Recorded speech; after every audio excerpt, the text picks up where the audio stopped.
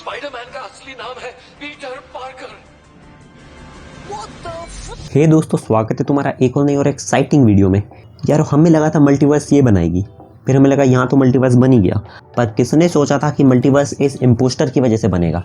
Finally Spiderman no वे home का trailer आ गया है और हमने सोनी वालों से बोला था कि तुम हमको एक ट्रेलर दो। उन्होंने हमें एक ट्रेलर में पूरी स्टोरी परोस के दे दी। मतलब इन्हें इस ट्रेलर में ना चाहते हुए भी इतना ज़्यादा कुछ दिखा दिया है कि हम ट्रेलर देख के इसकी स्टोरी पूरी समझ गए। पर भी मूवी में बहुत सारी ऐसी चीज़ें होंगी क्योंकि मार्वल की आदत है लोगों का काटना। तो आज हम बात करेंगे स्पाइडरमैन नो वे होम के ट्रेलर की उन डिटेल्स के बारे में जिसके 90% चांसेस हैं तुमने इन्हें नोटिस नहीं किया होगा, और नोटिस कर भी लिया है तो अच्छी बात है यार।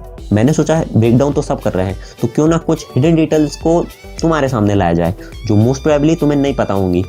तो ज़्यादा टाइम वेस्ट ना करते हुए और स्पाइडरमैन का ध्यान रखते हुए लेट्स डाइव इनटू द फैनवर्स। अब यार स्पाइडरमैन फार फ्रॉम होम के एंड में जो हुआ था वो बहुत ज़्यादा शॉकिंग था। पहली बार लाइव एक्शन में किसी स्पाइडरमैन की आइडेंटिटी दुनिया को पता चली थी। मिस्टीरियो के प्लान और जे जोना जेमिसन की बेहतरीन मार्केटिंग के साथ पूरी दुनिया स्पाइडरमैन को विलन समझने लगी थी। और अब पीटर के पास एक कंबाइंड स्टेटस है, सेलिब्रिटी का भी और एक क्रिमिनल का भी।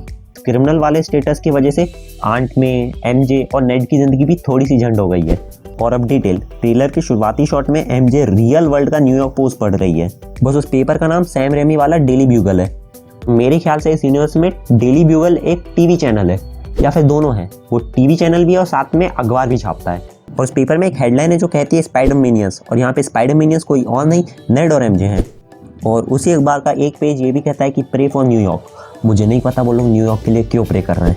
और अब क्योंकि दुनिया उनकी आइडेंटिटी जान चुकी है तो स्पाइडरमैन अपनी पावर्स का यूज़ करेगा। वो उड़ नहीं सकता है तो क्या हुआ, वो कई सारी छतों पे रेफ्यूजी की तरह शरण ले रहा है। ये बात तो समझ आती है कि वो स्पाइडरमैन है, अगर वो इतनी ऊंचाई से गिरा भी तो उसको कुछ नहीं होगा। पर यार एमजे के पास कोई सुपर पावर नहीं है, अगर वो गिरी तो पीटर डिप्रेशन में चला जाएगा, वो गिरेगी नहीं। वैसे भी स्पाइडरमैन की गर्लफ्रेंड्स का गिरने का बहुत बुरा रिकॉर्ड है। हमें इस बात को अप्रिशिएट करना चाहिए कि डॉक्टर स्ट्रेंज और स्पाइडरमैन दोनों के को क्रिएटर स्टीव डिट्को हैं और दोनों इस mega budget multi starrer movie में बिग स्क्रीन को शेयर कर रहे हैं। और डिटेल ये है कि स्टीव डिट्को का नाम लिटरली ट्रेलर के पहले शॉट में दिखता है। पीटर और एमजे के पीछे जो दीवार है उसमें ग्राफिटी के रूप में। ट्रेलर के एक शॉट में पीटर हमें कुछ लोगों के द्वारा इंटेरोगेटेड होता हुआ दिखाई देता है। अब यार में स्टूडियो ने उसको इस तरीके से फ्रेम किया है कि दुनिया उसी को कातिल समझ रही है। पर जो लोग उसको इंटेरोगेट कर रहे हैं वो हैं कौन? उनकी जैकेट पे हम ध्यान से देखें तो लिखा है DODC, जिसका मतलब होता है department of damage control. Spiderman Homecoming की याद आई? डैमेज कंट्रोल वाले वही लोग थे जो बड़े बड़े कांडों के बाद, मतलब super hero versus super villain की फाइट के बाद जो वो रायता बगराते थे, उस रायते को समेटने आते थे। अगली डिटेल मुझे बहुत बढ़िया दिखी। हमें इसमें ऑफिशियली तो नहीं पर अनऑफिशियली चार्ली कॉक्स के डेयरडेविल के दर्शन हुए।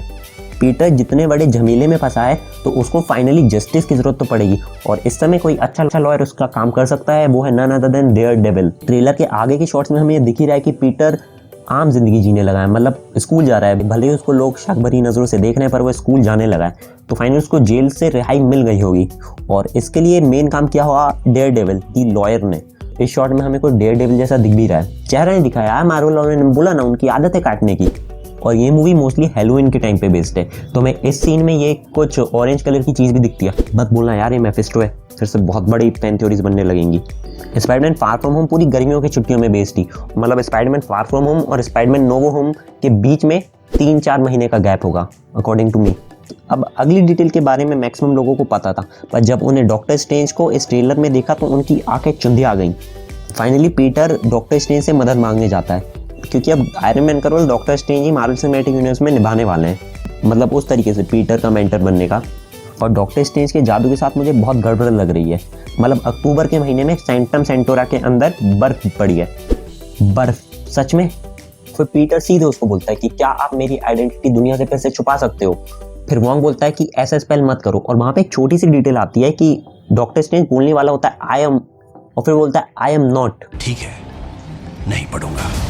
मतलब डॉक्टर स्ट्रेंज के साथ कुछ तो झोल है, मतलब वो इस लेवल का स्पेल कास्ट करने के लिए जो दुनिया की पूरी तरह से मार सकता है उसके लिए तो कभी तैयार नहीं होंगे, एक 17 साल के लड़के के लिए। और जो डॉक्टर स्ट्रेंज के मैजिक के साथ झोल हुआ है वही मोस्ट प्रोबेबली हमें मल्टीवर्स ऑफ मैडनेस में भी देखने को मिलेगा। और ऐसे ही जादू की मदद एक बार पीटर कॉमिक में भी लेता है, वन मोर डे नाम की कॉमिक में, जहाँ पे पीटर अपनी मैरी जेन के साथ मैरिज को अंडन कर देता है आंट मे को बचाने के लिए।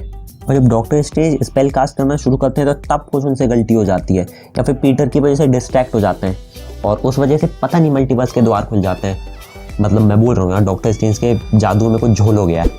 अब यार सबसे कमाल की डिटेल, मल्टीवर्स के दरवाजे यहाँ से खुलते हुए दिखाई देंगे। मतलब लोकी में हमें मल्टीवर्स के दरवाजे खुलते हुए दिखे थे और यहाँ पे उसका इम्पैक्ट दिखेगा। मतलब फार फ्रॉम होम में मिस्टीरियो सीधे सीधे बोल रहा था कि मल्टीवर्स का कॉन्सेप्ट, पर he was meeting this all up. पर जिन चीज़ों को मिस्टीरियो फेंक रहा था अब वो चीज़ें सच में होने लगी हैं। मतलब मल्टीवर्स का कॉन्सेप्ट एग्जिस्ट करने लगा है। मिस्टीरियो की ज़बान पे काला तिल होगा, तभी तो वो जो बोल रहा था सच होता गया। और यही मल्टीवर्स वाली चीज़ की वजह से डॉक्टर स्ट्रेंज भी बोलते हैं कि हमें मल्टीवर्स का ज़्यादा आइडिया नहीं है। जब ज़्यादा आइडिया नहीं था तो ऐसे स्पेल क्यों कास्ट कर रहे थे जिससे कि कांड हो सकता है। अब तुमने नोटिस किया हो या नहीं किया हो, जो हमें र्यूमर्स मिल रहे थे, जो लीक्स मिल रहे थे कि स्पाइडरमैन का गोल्डन वाला सूट आने वाला है, गोल्डन ब्लैक, वो गोल्डन ब्लैक सूट हमें इस ट्रेलर में दिख गया है। मार्वल वाले काटे ना काटे उसका बाद में पता, पर दिख गया है। मूवी के 2 सीन्स में हमें ये वाला सूट देखने को मिलता है और ये कूल लग रहा है। जितना भी दिख रहा है, कम ही दिखा है पर अच्छा दिख रहा है। तो अब यारो आती है इस ट्रेलर की फाइनल डिटेल। मार्वल और सोनी वालों ने मिलकर फाइनली सिनिस्टर 6 को बिल्डअप देना शुरू कर दिया है। हमें ट्रेलर के कुछ शॉट्स में इतने बड़े विलन्स की झलक दिख रही है जो आगे चल के सिनिस्टर 6 फॉर्म करेंगे। ट्रेलर के इस शॉट में इलेक्ट्रो जैसा कुछ दिख रहा है और इस बार अपनी ऑरेंज लाइटनिंग के साथ, वो ब्लू वाली नहीं, ग्रीन गॉब्लिन का पंपकिन बॉम्ब दिख रहा है, वो जो हमने स्पाइडरमैन 3 में देखा था। और आखिरी में तुम उसकी शैतानी हंसी भी सुन सकते हो। और डॉग ऑक तो दिख ही गए यार, इन्हीं का तो इंतजार था इतने समय से। खुद ऑफिशियल्स ने भी कंफर्म कर दिया था, पर ट्रेलर में देखने का अलग ही मजा है।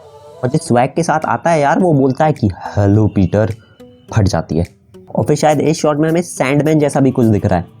और ट्रेलर के इस शॉट को देख के लग रहा है कि यहाँ तक आता है सारे सिनिस्टर 6 का टीम अप हो चुका होगा। मतलब अब तक मैंने 4 ही गिना है, पर क्या पता मूवी में और भी छुपा के रखे हों। तो यारो ये थी वो डिटेल जो शायद तुमने स्पाइडरमैन नो वे होम के ट्रेलर में मिस कर दी होंगी। इसके चांसेस बहुत ज़्यादा हैं कि तुमने इन डिटेल्स पे ध्यान नहीं दिया होगा। पर भी अगर तुम्हें कोई डिटेल बहुत अच्छी लगी या तुम्हें देख के मज़ा आया तो इस वीडियो पे लाइक मारो यार। और तुम चाहते हो कि मैं इसी तरह का कुछ और ऑसम और सुपर हीरो रिलेटेड कंटेंट बनाऊं तो प्लीज़ इस चैनल को सब्सक्राइब कर दो। और तीनों स्पाइडरमैन के बीच में जंग होनी तो नहीं चाहिए, पर मान लो अगर हो गई तो अगर जानते हो कि कौन सा स्पाइडरमैन सबसे बेस्ट है और कौन सा स्पाइडरमैन जीतेगा, तो वो वाला वीडियो देखने के लिए राइट वाला वीडियो देखो।